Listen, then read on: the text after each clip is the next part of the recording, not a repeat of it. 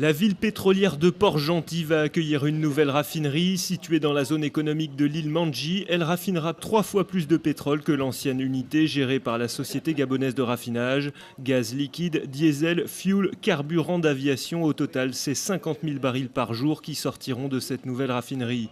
Les 2/3 de cette production seront exportés sur le continent mais aussi en Europe et en Chine. Le reste sera destiné aux Gabonais, parfois confrontés à des pénuries de gaz. Des moments et des jours qu'on ne peut même pas avoir une bouteille de gaz parce que une seule raffinerie ne peut pas assouvir aux besoins des consommateurs. C'est le Sud-Coréen Samsung qui construira la raffinerie. Ce projet de 700 milliards de francs CFA, 1,4 milliard de dollars, est le plus important partenariat jamais réalisé entre la Corée du Sud et le Gabon. Les Gabonais souhaitent donc récolter les fruits de cet investissement. D'après le gouvernement, ce projet devrait permettre de créer plusieurs milliers d'emplois directs et indirects. Ça devrait être un projet rentable financièrement.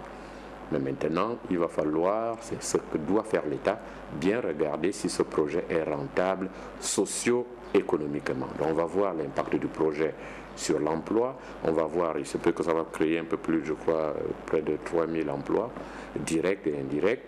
Il faut voir l'impact du projet sur les finances publiques, il faut voir l'impact environnemental également du projet. Bref, l'État devrait faire attention sur tous ces aspects pour que ce soit véritablement un partenariat gagnant-gagnant. Actuellement, le Gabon exporte 95% de son pétrole brut. Le reste de sa production est transformé localement. Les travaux de construction de la raffinerie devraient démarrer en novembre pour s'achever en 2016.